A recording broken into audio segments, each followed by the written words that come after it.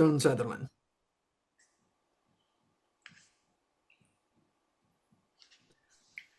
This is the first volume in a collection called Pilgrim's Bundle, small handbooks for clouds and water wanderers of the way, whether you leave home or not. Meant to be tucked into a backpack or under a pillow, used, argued with, scribbled on, and shared. The handbooks go deep into the tradition and wide into our lives, discussing philosophy, practice, and poetry in a conversational voice and offering a variety of maps, phrase books, and never ending visas for roaming the way.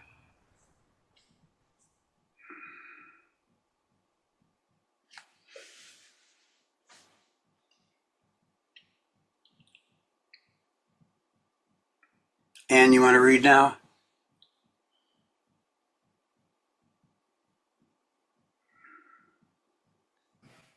I can. Great. The four English translations of the sutra that Vimalakirti speaks are widely available, either in book form or on the internet. The clearest and most accessible is Burton Watson's Vimalakirti Sutra. A scholarly version is the second half of a double volume, the Sutra of Queen Simla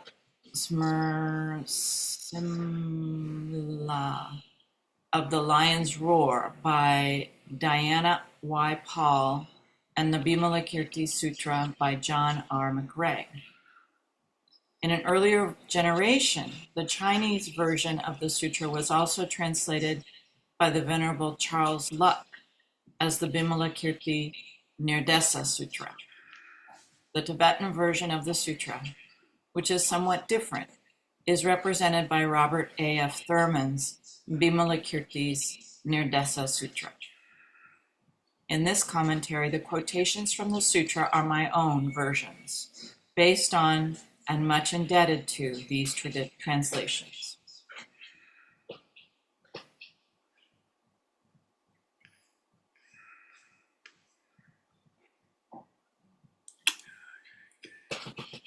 I think I'm next.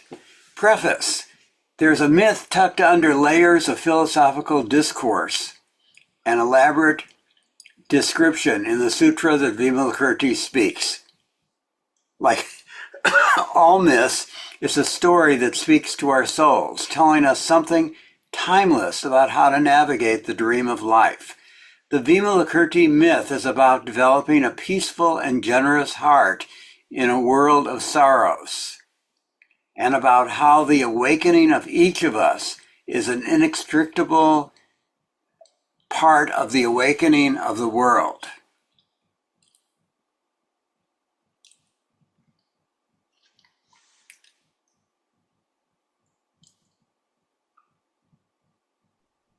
The sutra is written in classical Buddhist style, philosophical discourse, elaborate description, but the myth embedded in it is direct ancestor to the vivid storytelling of Chan and the koans. Koan people, like the descendants in many creative traditions, have the interesting idea that the best way to honor their ancestors is to get busy reworking the inheritance they've received from them. So, this commentary engages with the sutra's myth through line and the philosophy and practice that seem to reflect it most closely, while leaving the rest in peace.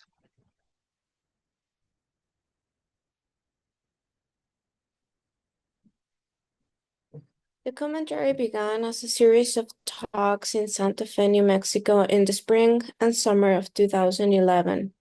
The talks were transcribed and edited by Sarah Bender, Sensei, and others. And then I extensively revised and expanded the transcript in 2016. I'm aware that this kind of ramble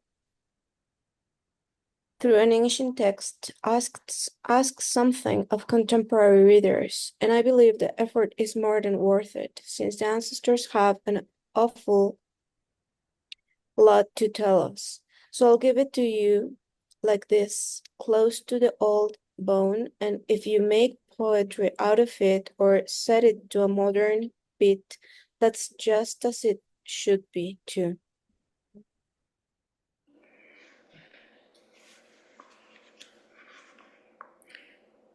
May it give you as much joy to eat as it gave me to make. Vimalakirti's Gate. Introduction. The sutra that Vimalakirti speaks is a 2,000-year-old Buddhist text that tells a strange and wonderful story.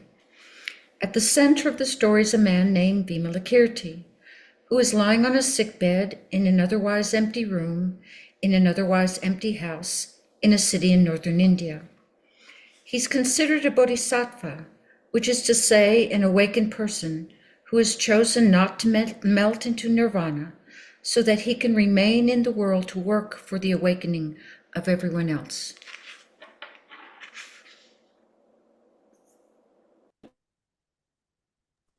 The sutra is also called the reconciliation of dualities, and the first apparent duality has just appeared. How is it that a deeply enlightened person is sick? Isn't the whole point of enlightenment to elevate someone beyond the limitations and sorrows of ordinary life? But Vimalakirti doesn't seem to want to be elevated. He says, I am sick because the whole world is sick. Number one, a sutra is a canonical Buddhist text. The Chinese translated this Sanskrit word with their word for warp, as in weaving in a loom.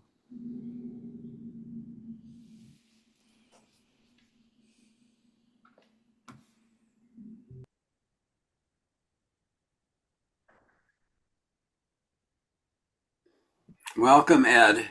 Would you like to read the sutra? Thank you. Sorry for being late. Sure. The sutra was written down in India about 500 years after the time of Shakyamuni Buddha.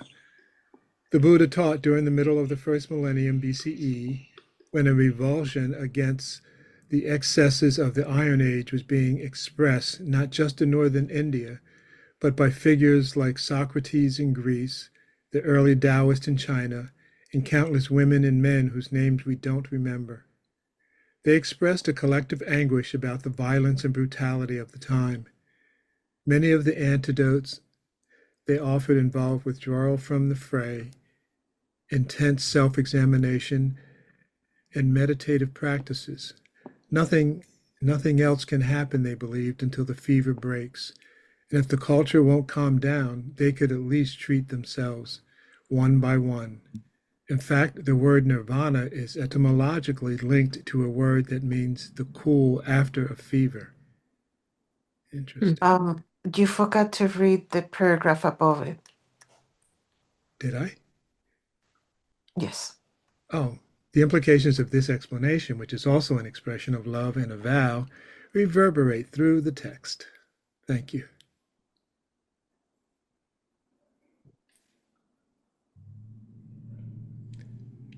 The sutra that Vimalakirti speaks comes from a time of powerful tension within Buddhism between this classical vision, with its focus on attaining freedom from being reborn into a suffering world, and the emerging Mahayana, with its commitment to staying in the world to help all beings attain freedom from suffering.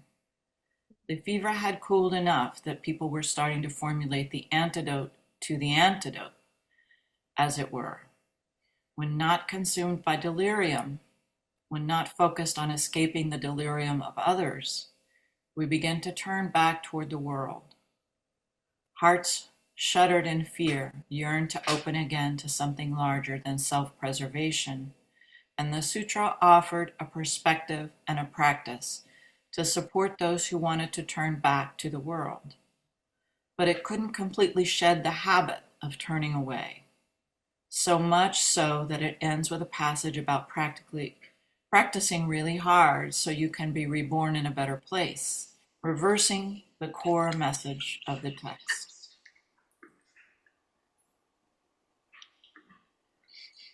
I'm curious where that footnote 2 is. Oh, here, about nirvana. Okay.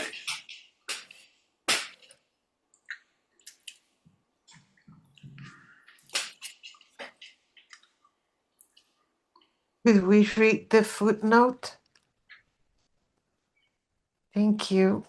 This is a quick and dirty version of an idea formulated by the philosopher Karl Popper, which was taken up by the scholar of religions Karen Armstrong in her book, The Great Transformation. I love Karen Armstrong. And what he's referring to is the word nirvana is etymologically linked to a word that means the cool after a fever.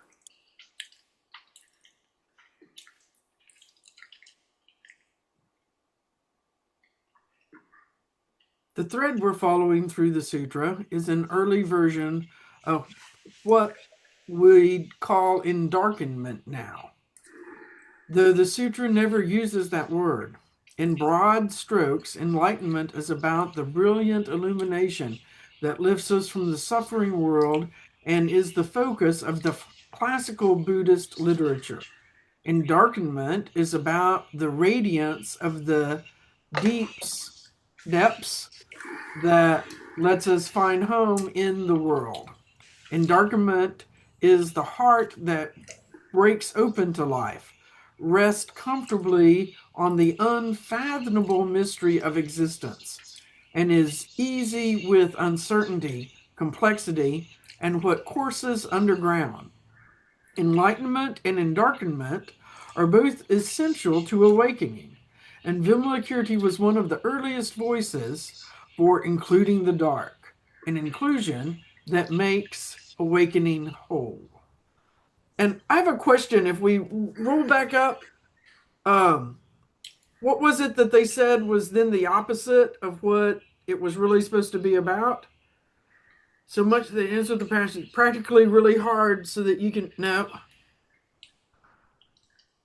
You know, the conflict between Mahayana and No, it was what she was saying, the practicing really hard in order so you won't be reborn into this same life, which Joan Sutherland is positing is antithetical to the whole text. That's my understanding of it. That seems to be a really big point. Yeah. Thank you. And I think it's so interesting that nirvana is the cool after a fever as opposed to just everything being cool, that it has both sides to it. Right, that there's always the fever and the cool, that we seem to chase the purity of only one side when that doesn't exist. Is that what we're getting at? Yeah. So the footnote for this is down here. Oh, I guess I'm reading. We did read that paragraph, right? Mm-hmm. Yeah. Yeah, with the 3. Mm-hmm. In this commentary, I make a distinction between enlightenment and awakening that isn't always explicit in the text. Enlightenment refers to the illuminating insight that is part of awakening. And awakening is a lifelong process that also includes endarkenment. See the section Mind and Heart for more.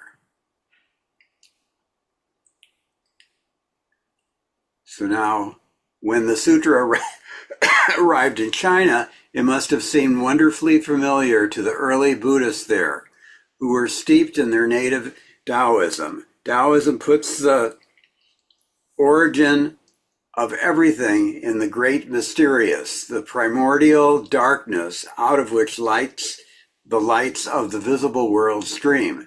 The sutra offered the yin to complement the enlightenment yang and became an important influence on the Chan and Koan traditions. Chan is one of the schools of Chinese Buddhism and the origin of the Koan tradition. Chan is the Chinese pronunciation of the word later pronounced Zen in Japanese. Oh, which took Vimalakirti as one of their ancestors. So, okay.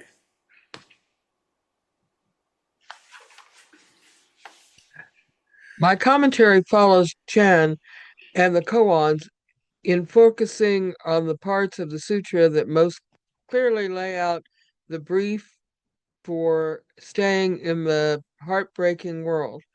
Still, it's acknowledged that the struggle between yearning for relief and yearning to be helpful doesn't just play itself out at a philosophical level. It's in many of us every day. The liberating message of this sutra is that the two aren't mutually exclusive. Choose your life and keep choosing your life day by day and find peace there. Vimalakirti lays out a challenging and extraordinarily beautiful way of doing that.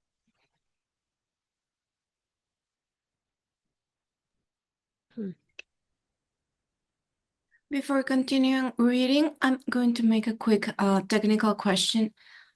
I was checking, Kim, because this book is not available in Kindle. Do we have available the PDF? And I can't hear you. I made a PDF for us, or at least for us at the beginning, but we're really requesting that everyone buy the book. But if we find that it's easier to look at the PDF, then we'll do that. But I don't feel good about sharing the PDF. I understand. Okay, thank you. Because there's no Kindle version. I was trying to buy it. I know. I looked real hard too. I looked in all Yeah. the online sources. It's also very important for me to have a PDF version in order to make notes and copy and paste with little some mind things. Yeah. Okay. I did find a PDF, but I didn't download it because it was a pirated copy, and I don't think that's the right thing to do. Okay. Thank you. In a lot of these sites, you think you found one until you start to download it, and then you realize you haven't found one. They're bogus sites. And I put my name in the chat for the free copy, but I don't need to take that first. If somebody uh would like to have the offered copy, I don't want to be the one that's like, Okay. I'll continue reading then. The sutra was also popular in China because it's about a householder living in the kind of life many people could relate to. Vimalakirti embodies a number of provocative dualities in addition to being a sick bodhisattva. He's a rich man who gives all his money to the poor, someone who lives among family and employees on a great estate but remains solitary, has children and frequents brothers but is celibate, goes to the bars but doesn't get drunk. He's equally at home in a court of law, the women's quarters, a classroom, or standing on the street corner. The necessary antidote to any situation. He teaches humility to Brahmins and helps ordinary people gain prosperity and political power. The cons speak of him as an extraordinary probability. Brahmins are the religious ceremonists and teachers responsible for the vast array of Hindu rituals, and therefore for the continued good order of the cosmos.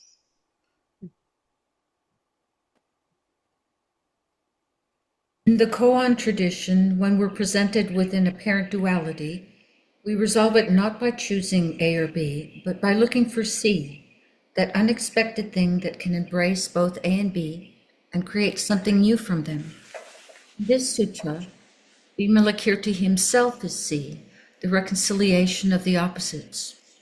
In the koan tradition, he was known as Pure Name, and the Chan teacher Wang Bo says that this represents the coming together of the vastness, pure, and a particular embodied being, name. Everything has a name, and everything is vast. That which is nameless and unborn and that which is named and born come together in the person of Vimalakirti, which is to say, in each of us. Vimalakirti speaks to us from within this deepest of all reconciliations, laying out a way for healing the human heart. The healing takes place in his 10 by 10 foot room, which is both the space of awakening already present within each of us and the field of awakening we make together.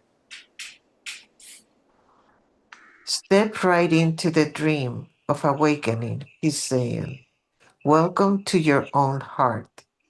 Number 6. Here, let's find, where was, I'm trying to find where 6 was. It was Oh, just here. right. Yeah. I use vastness rather than emptiness because it's empty only in a technical sense, empty of self nature. It's actually full to bursting with everything that is and might be. This is a shunyata, which means both empty and pregnant. Tao, plenum, dharmakaya, etc. Words like particular, embodied, and material refer to what is often called the world of form, a term that might feel a little distance from the richness that makes up the world, that makes up that world. They're different aspects of the same thing, everything that is.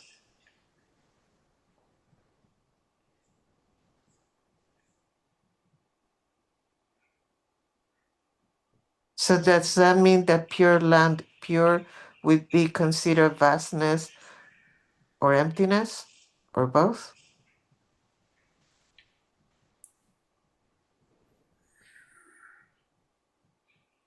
Anna's shaking her head no. Let's just read about Pure Land. It's a different, Yeah, I don't really know what that she's meaning by that. Not no, but I don't know. Okay, should I read? yeah.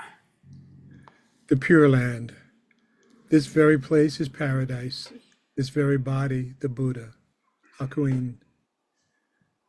The sutra that Vimalakirti speaks begins just outside Vimalakirti city, in a beautiful park which a famous courtesan called Amrapali has loaned to Shakyamuni Buddha. And given the conventional morality of the day about courtesans and holy men, here's our opening duality.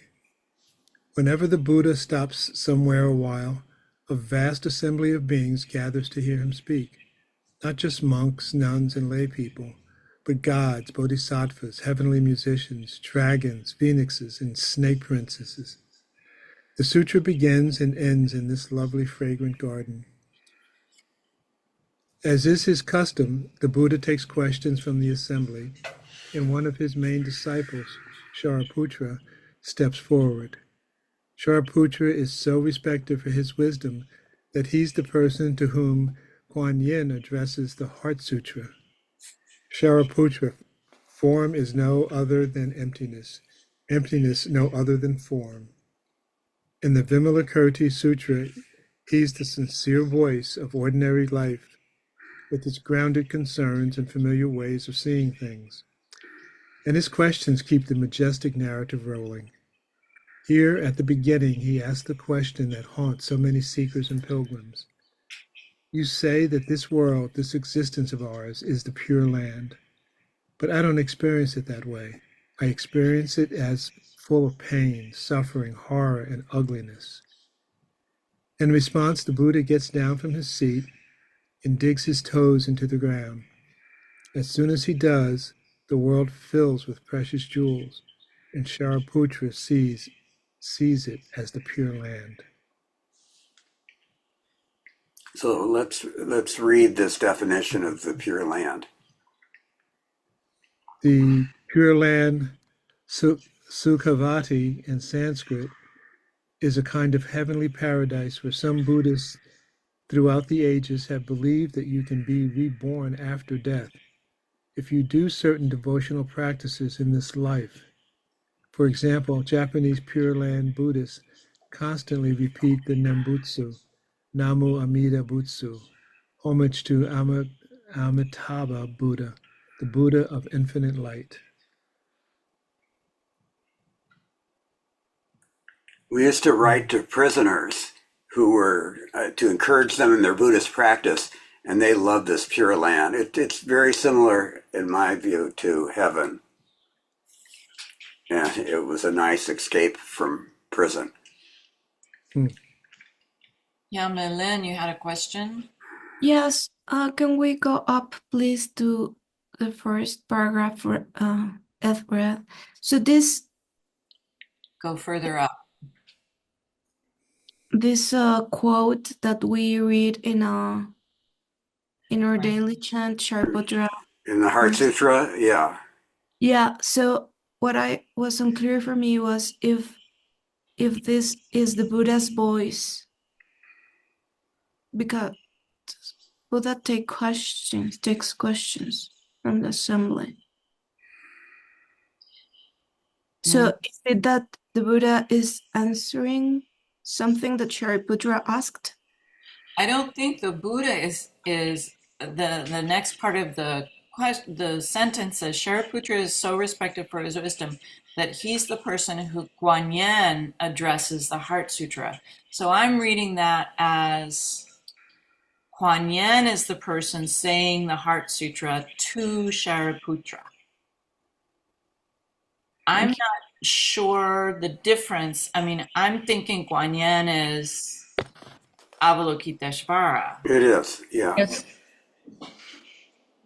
And that's different than Buddha in one way of looking at things. But isn't Shakya,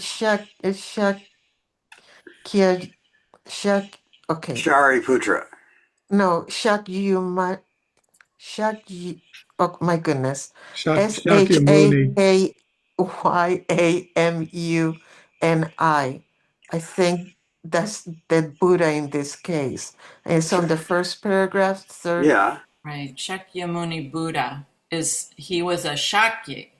He was born in that group of people that were Shakyas. So he was called Shakyamuni Buddha. I never knew that. I didn't know that either. What is a Shakya? It's like saying an Indonesian A clan. or somebody from Cincinnati. So then his name was Muni? I think the Muni is a suffix that means person from the land of. That's my guess. Okay. Thank you for that explanation. Cassie? So I was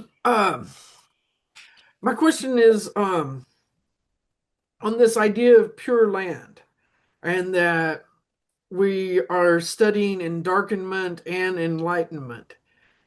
Is the pure land, does that mean the acceptance of light and dark without trying to eliminate light or trying to eliminate dark? I think it's this other world out there that we aspire to go to because this world's not so cool. That's my view. I think it's going to become clearer as we go further in this chapter.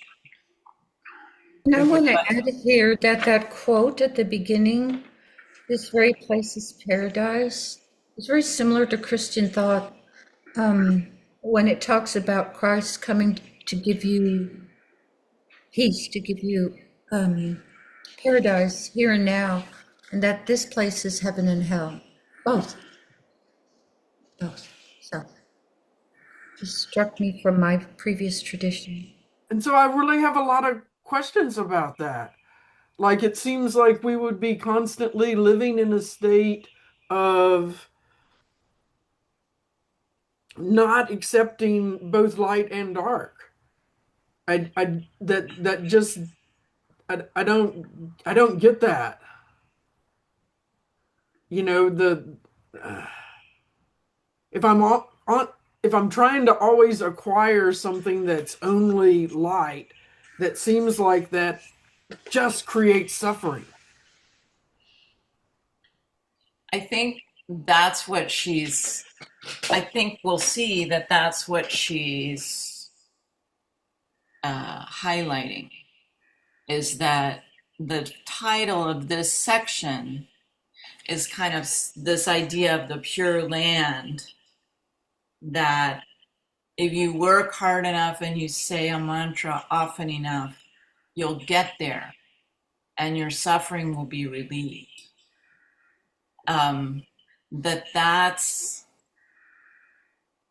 set in contrast with this idea that what Hakuin's quote is, this very place is paradise. This very body is Buddha. And I think she's going to talk about how the sutra, how Vimalakirti is showing that this very place is, that the Pure Land is this, that not Which to is light say, and dark. right, and not to say that the people that are thinking, okay, that Pure Land Buddhists, who I don't know anything about, so I can't really speak to it, but people saying a mantra over and over and over again will get you someplace that's great all the time. But maybe it just means that saying that thing over and over and over again will get you to the place that you get, that this very place is paradise. Not that it'll move you from someplace else, but it'll help you realize. Does that make sense? No. I think it's like when they're saying here, um, this is a place of suffering. We need to reach enlightenment so we don't come back to this place. So we don't keep being birth and dying, and birth and dying, so we can escape that. But then darkening, the way I understand it, is the opposite, is saying, well, why try to get away from this? Yes, there's suffering here, but there is also beauty and wonderful things. So I think it's kind of like being at home and going on vacation. And then you're in that moment when you're going to go back home, but you're also thinking, I wish I could stay here where I have gone on my vacation, but I also miss home. But this is so much better. But I miss my bed. you know, I think that's the duality that it's referring to.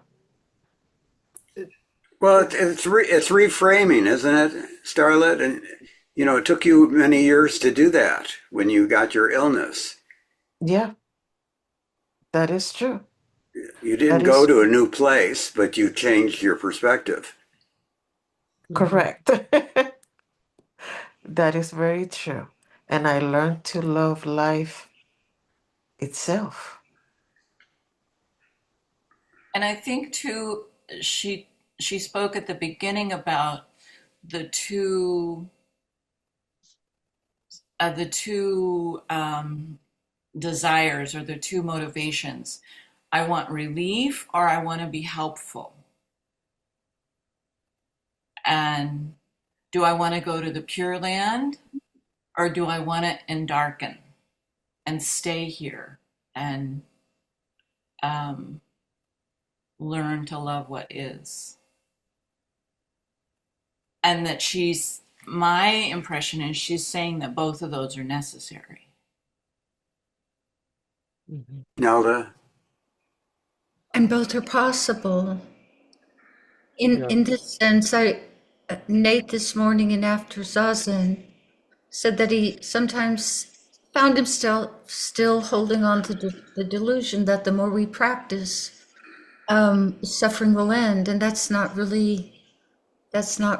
that's not really what happens. What happens, the more we practice, the more we embrace suffering, because it itself is a practice edge. So like Gogu says, it's all good. The darkness is your teacher and your opener, and what we call the darkness, because to color it as a darkness is not to see the gift that it is. And so to think that the more we practice, that our suffering will end, as sort of a delusion. It won't. We'll still suffer. Others will still suffer.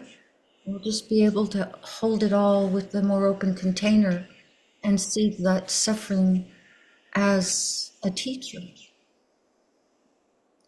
Well, most of the time we flee, don't we, when things are unpleasant? And I think what so incredible, if you haven't seen Flint's inquiry from last week, the way he's really stepping into the middle of his grief as opposed to running away from it.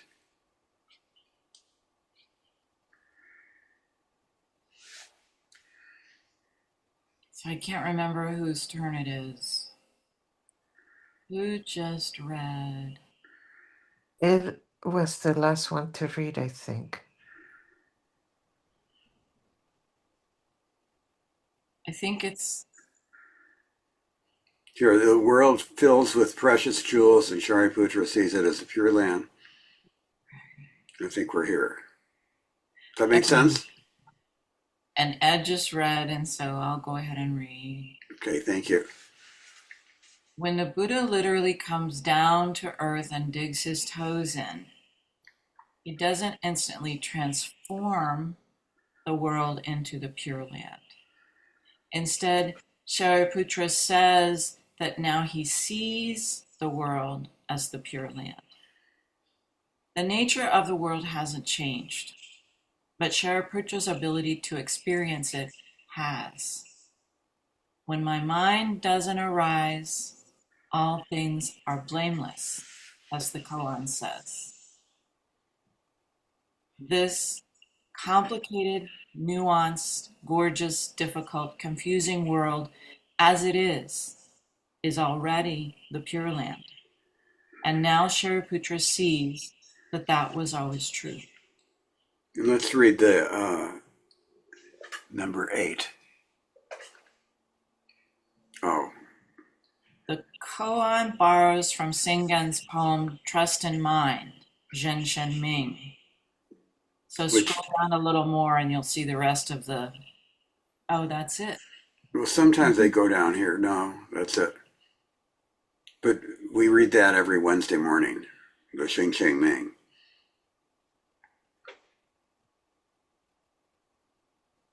Could you share with us? The Xing Xing Ming? Yes. Sure. We're on page 17. I just want to make sure I don't lose where we are. Well, I think the line in the Shen Shen Ming is those who are unattached to their preferences. What is the line? Well, one of the lines. The great way is not difficult. Those who are unattached to their preferences. Yeah. Let go of longing and aversion, and everything will be perfectly clear. When you cling to a hair's breadth of distinction, heaven and earth are set apart. If you want to realize the truth, don't be for or against. The struggle between good and evil is a primal disease of the mind. Not grasping the deeper meaning, you just trouble your mind's serenity. And it goes on. It's beautiful. Many people. That first part speaks about not attaching to what arises in your mind. There's a Go ahead, I'm sorry. no, just that there's a saying that our suffering comes from the separation of the way things are and the way we'd like them to be. And if you could like things to be as they are, then you can eliminate suffering. Maybe.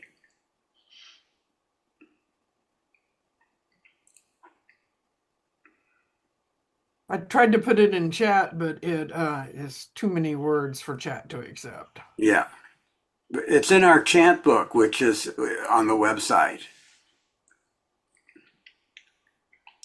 Thank you. Okay.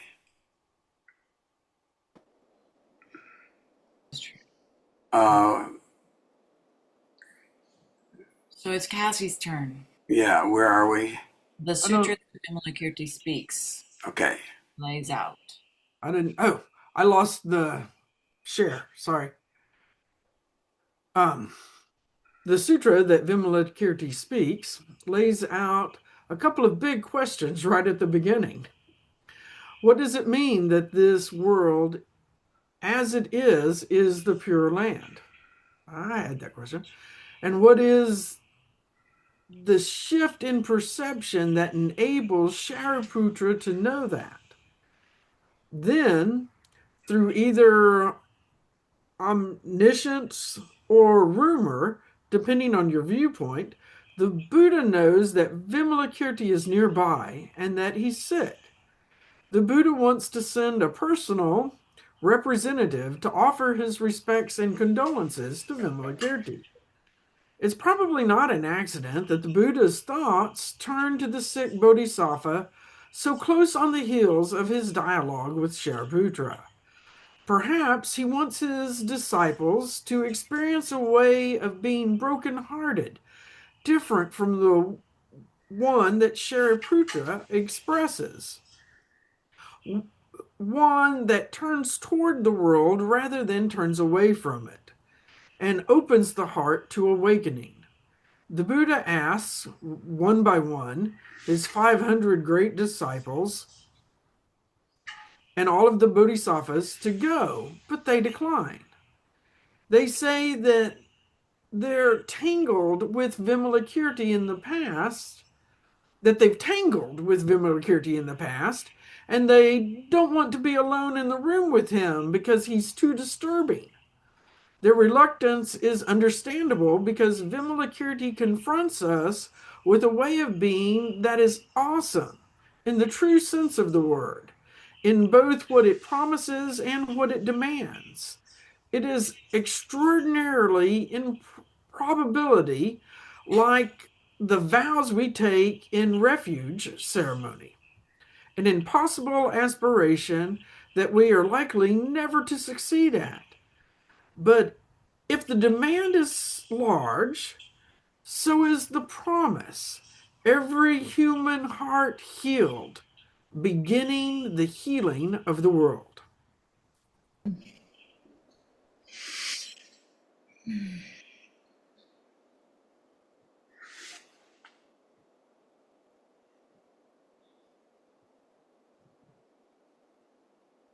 Finally, Manjushri, the Bodhisattva, actually it's Manjushri. Manjushri, not, I always say it, or I try not to say man.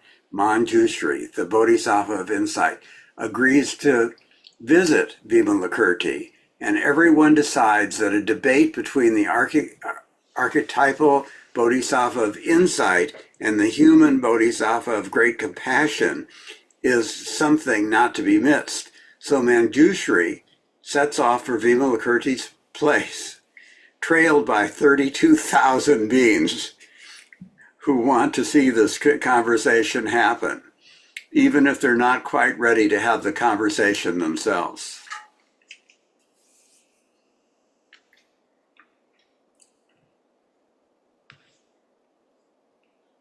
The number 9. Our tradition includes a ceremony of taking refuge in the Bodhisattva way, during which we take 16 vows, including 3 professions of refuge and awakening, the way, and our companions, and 13 impossible promises about doing good and refraining from doing harm.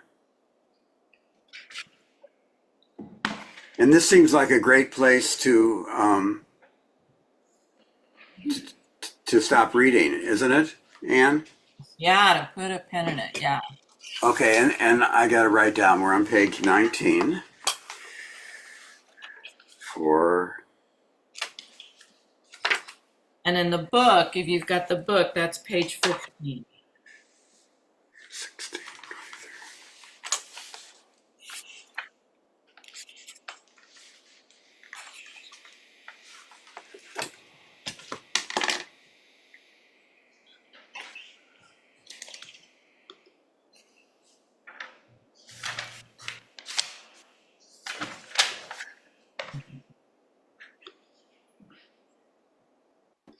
Okay, so this is our experiment, and I would like to suggest that we do the experiment a few times and then talk about, is this a good way? Do people enjoy this? Do people feel like this is fruitful?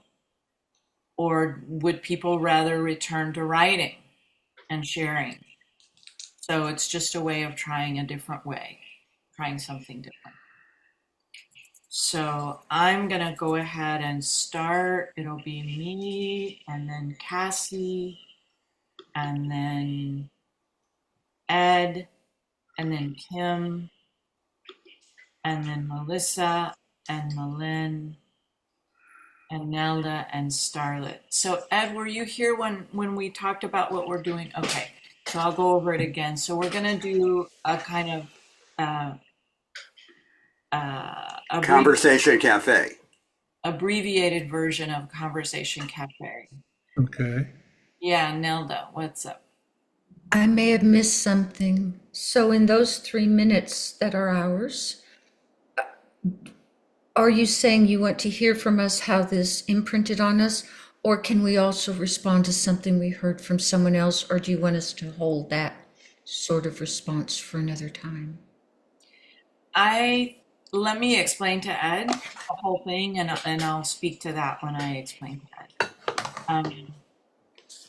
So we're going to do an abbreviated version of Conversation Cafe, which I don't know if you've ever been part of.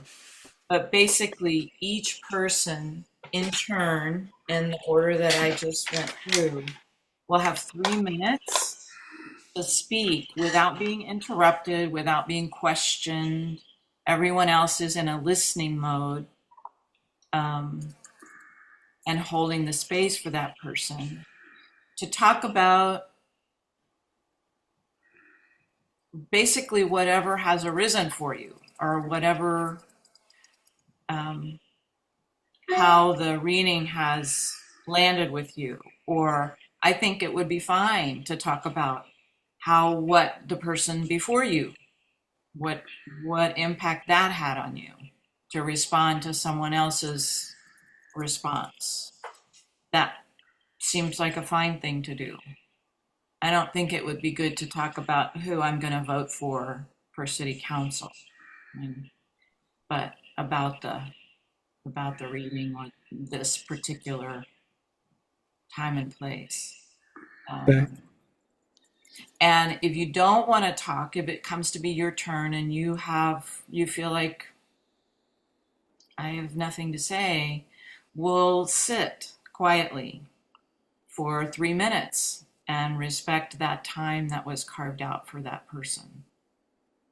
I'm going to be the timekeeper. We're going to start with just a minute of sitting. I have a timer now in Zoom. I have my 3 minutes. I'm very excited about this book. I'm very excited about Joan Sutherland's take on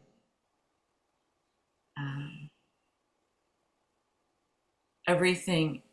Nothing is left out.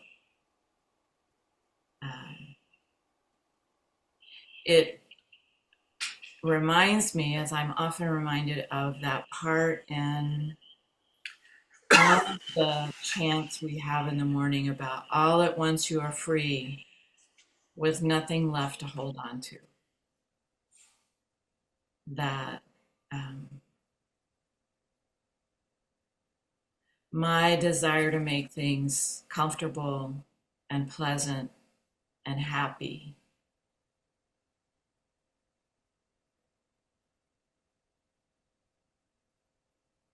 prevents me from living fully. I'm looking for a pure land. And instead of sinking deeply into what there is, it also reminds me of that part in the meal chant about like a lotus in the muddy water. That whole image of, I don't even really like that image because we all like the flower and we don't like the mud. But, and we just think of the mud as necessary, or I tend to think of the mud as necessary. But is there a way to let go and just be there instead of always uh, judging it,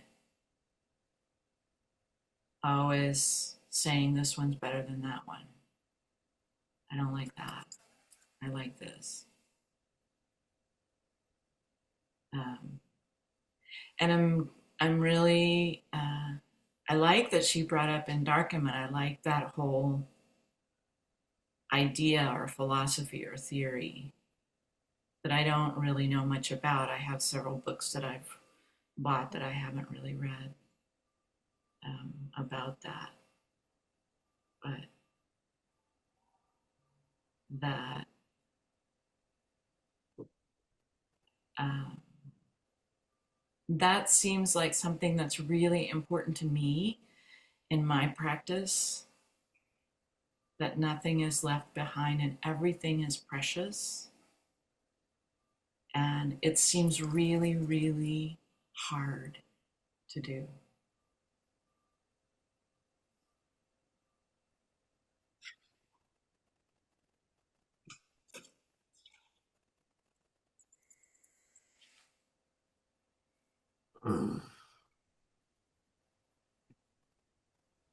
I am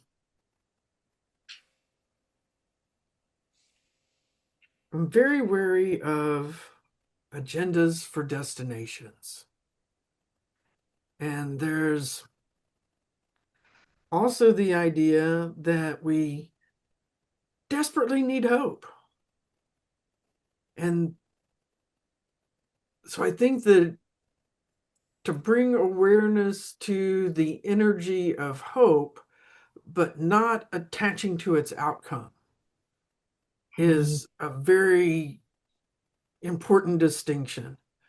Um, in Christian faith, we've got heaven is that idea. Moses had the land of Canaan to get, the people out. Um, there's phantom cities written about in Buddhist text, that there's this place that's not where we are. Um, and that phantom cities are important, but I also think they're dangerous. Um, that freedom from suffering is in acceptance that there's suffering.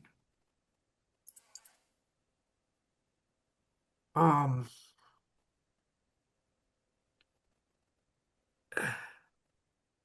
the monks who have walked across America have been greatly inspirational to me.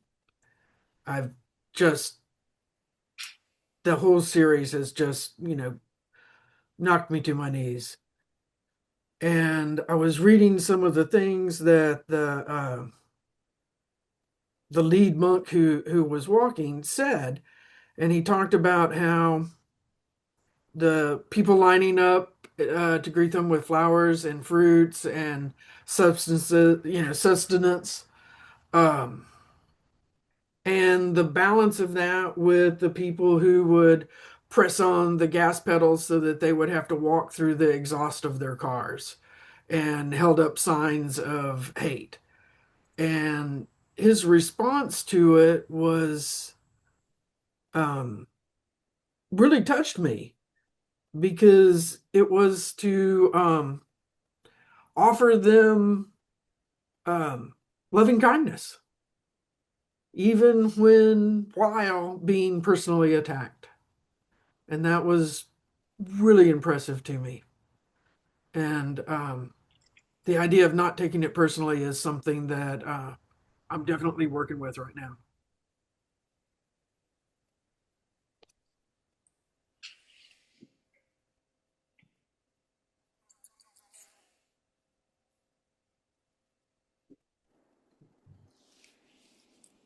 I I pretty much don't know what to say at this point. That's I okay.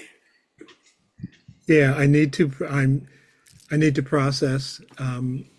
I need to hear and sit with it.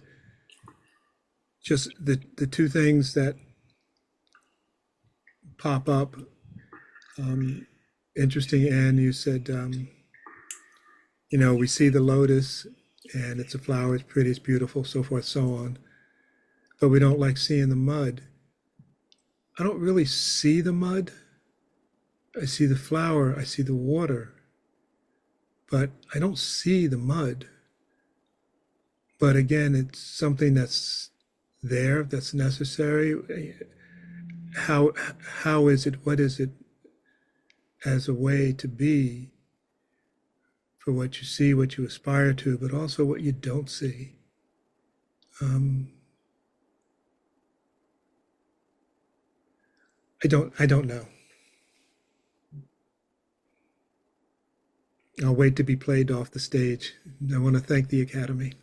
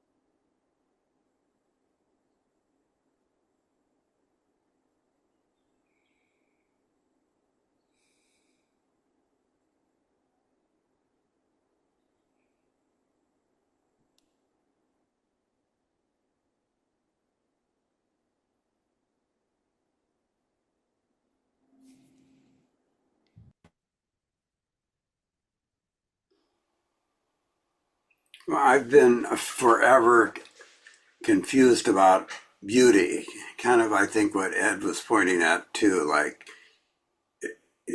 why is the mud beautiful? And in college, I spent a semester photographing the ugliest thing in my life. And it was a plastic vending machine cup because I drank coffee it was a coffee cup and it had 13 little ripples on it, or I kind of fantasized that it was 13 for the original states. And so I just photographed this thing over and over again, like Edward Steichen photographed an egg for a year. And I think that kind of inspired me. But, an egg is pretty beautiful shape, but this cup was terrible. So, and I was really proud that the Dallas Museum bought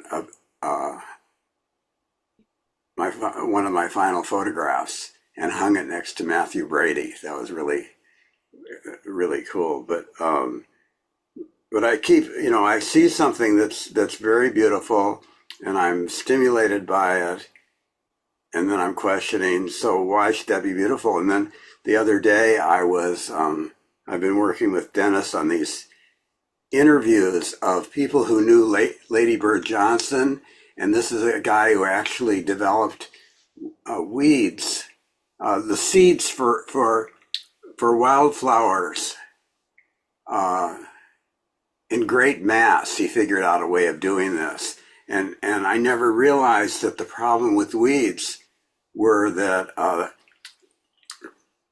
they either kept grass from growing or hurt the cattle or something like that. It was pretty pragmatic. It wasn't that they didn't look good, and that surprised me. But it's because I've always wondered. So why should this thing be dismissed because it's a weed, or why does it pull? My wife spends so much time separating, this and that, and and I don't get it. Um, and I think this applies so much to life, where we're always thinking, well, how can I get rid of this thing that distresses me, rather than celebrating it? And also, since I have 17 seconds, I'm really intrigued also by, I really admire people who can feel such deep grief, because that wasn't allowed in my family, as we saw with Flint. And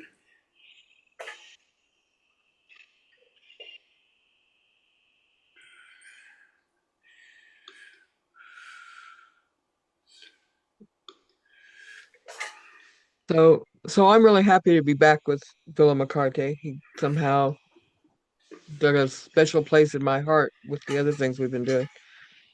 I want to take a little nod to Starlet uh, and her um, and her block, um, because I think that part of what all of this is about, it reminds me of the little song my kids learned in Campfire. Can't go over it, can't go under it, can't go around it. You gotta go through it. And I think that if we don't accept that we need to go through whatever we need to go through, whether it's good or something we would say is bad or whatever, we're going to get stuck and we're never going to be happy, because if you're if you're going through something and you don't accept it, then you're miserable. And if you're going through something that makes you miserable and don't look up to see the light, you're still miserable. And if you look up to see the light and worry that the cloud is going to cover the light at any moment, you're still miserable, right? And you're not any good to anybody that way. You're not any good to yourself or your beliefs. So I really, really like this in that he's pointing out that life is life, right? That's really what it's all comes down to. And it's how we approach it and how we learn from it that makes the difference, whether we're in whether we end up in the good place or not. And the good place is still going to have some lessons to teach us, and the bad place had a lot of lessons to teach us. So anyway, I'm really excited about going through this book. So yeah, it's um it's an experience, and I just like Bill McCarthy's outlook on things, and his being bold and saying, yeah, that's what you thought it was. That's what you thought you knew. That's what you thought you were teaching, but no, just no, it's not. We got to go back and try again. Um, and I think that takes something special, no matter how rude we might think it is, but to stand up and say, no, let's look at it again. I think that's what we need in this world right now. No, Let's try again. Let's look at it again. Anyway, so I'm excited to be here.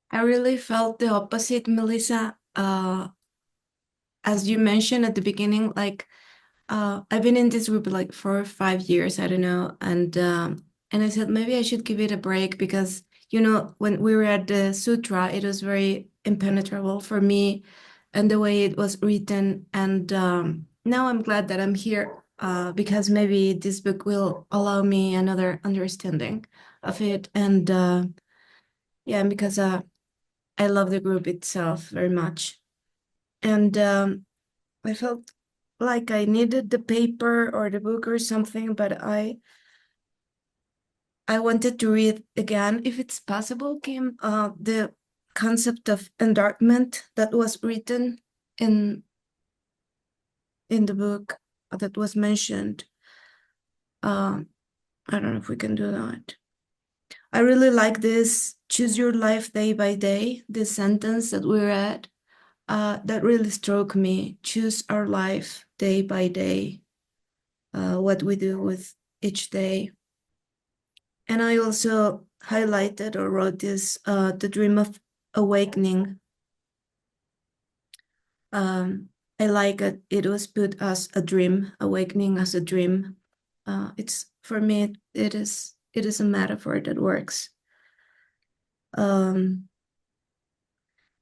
then I took a note on this world as it is a pure land. And I have a question mark in my note. I don't know if I put it or if it was in there. The world as it is a pure land. And I felt the same as Cassie said, with this idea or need to think of another land, a paradise. And if we can share, can we read what the endarkment, or is that not allowed? Okay, I guess not. Well, we still have Nelda and Starlet. Yeah, I wanted to use my time, but it's gone. So thank you. I did a search for it and it didn't find endarkenment. The search doesn't like it. You're muted, Anna. It was on page 7. It was in the preface. Oh, okay. I actually have a. Yeah, we can look at it at the end, maybe. Okay.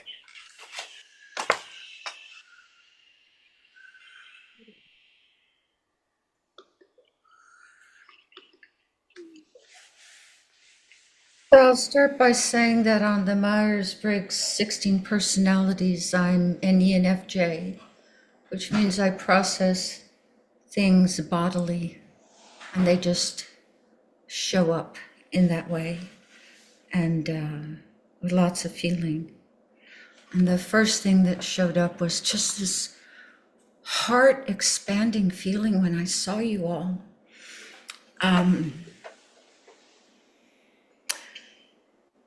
Because this isn't a cakewalk, this practice, is it?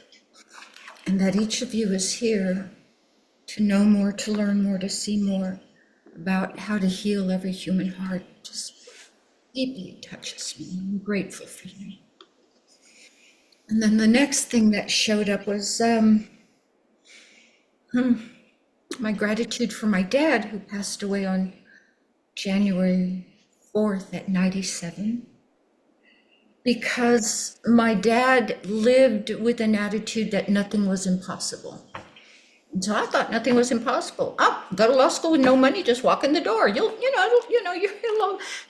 get us finish a college degree with no money, raise a child in law school with no money. It never dawns on me that things are impossible. And by the way, you make lots of mistakes that way, but it also opens so many possibilities that sometimes our mind closes down to. I really, really love this Vimalakirti confronting us with a way of being that's awesome. It is an extraordinary improbability. Here's my dad going, nah, not really. Like the vows we take in the refuge ceremony, an impossible aspiration. Why?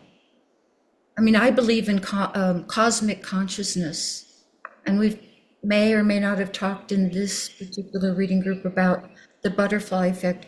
We have no idea what seeds are being planted by what we see as dark, like tyranny, or positive, like name whatever you want, and the butterfly effect it will have across the world and across the cosmos. So that may be geniustic for some people. I believe in that sort of interconnected cosmic energy.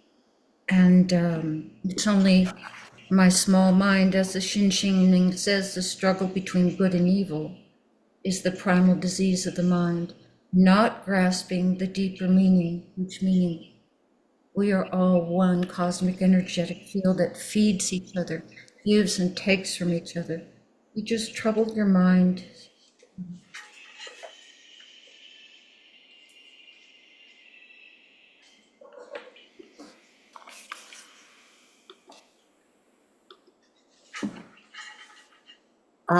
I have a lot of thoughts. I love that we're reading this book.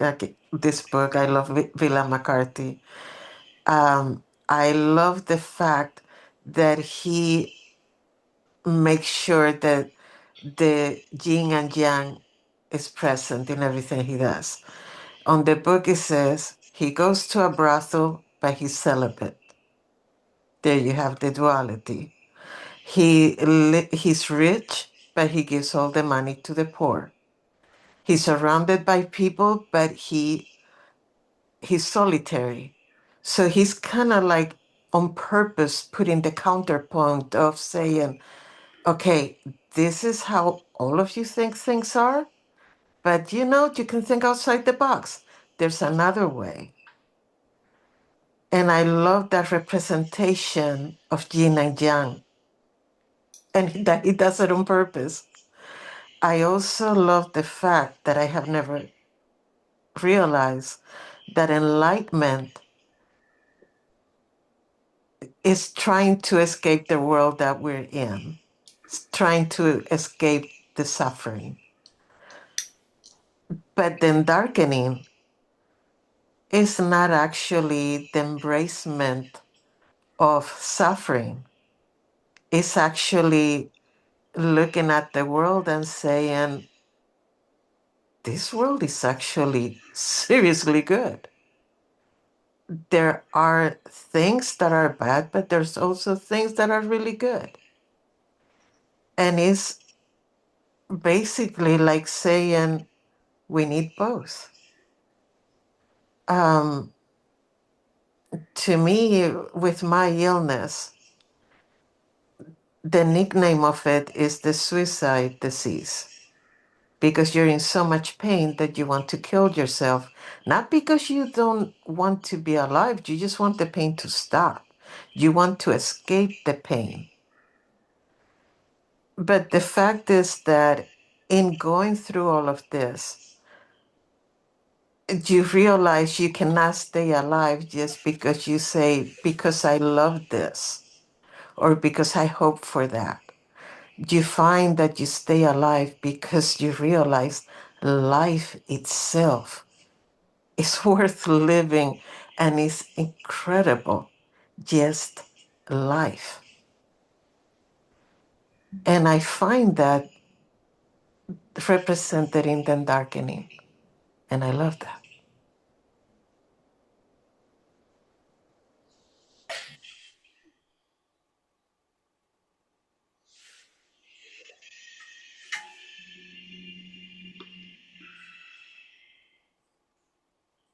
Okay, let's see if I can find that. Anne said it's on page 7. Oh, that's not my page Yeah, 7.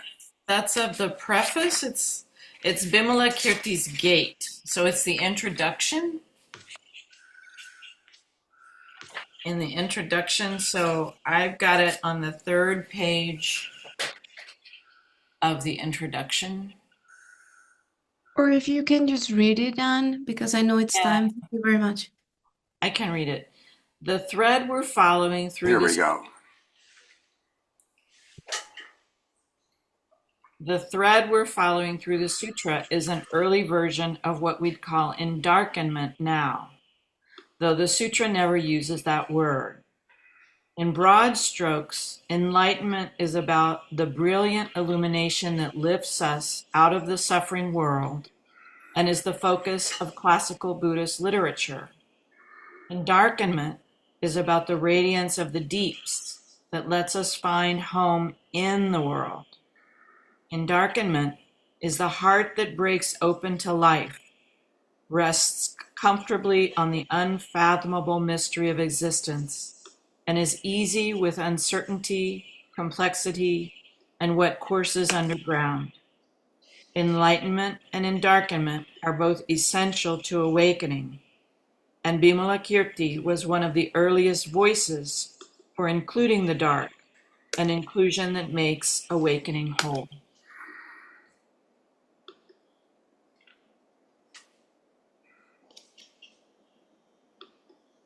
Okay, and Milen, I just sent it to you.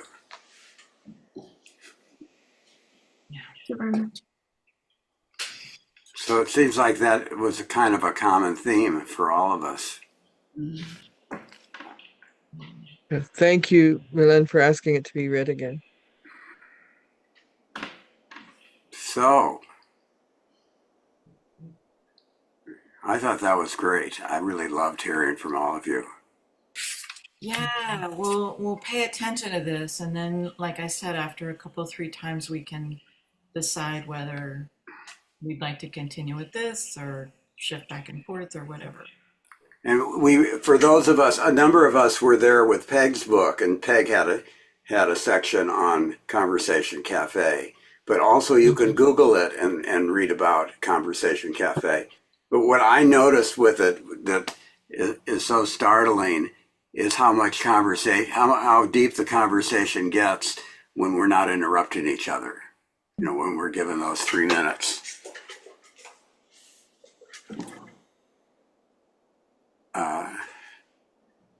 Who knew that so much could be said in only 3 minutes? I was in an intensive where we all had 1 minute to speak at the end of the intensive. You know, like 20 people. It was unbelievable what people said in that 1 minute. I can still remember, 15 or 20 years later, everyone standing around and doing that. Okay. Have a good evening. What's left of it? Thank you. Ed has a lot left. Yeah. Practically a whole day. He said, I'm not going to come till 3:15. I don't want to be an overachiever. Yeah. Okay. Thank you, everyone. Bye. Thank Bye. you. Bye. Bye.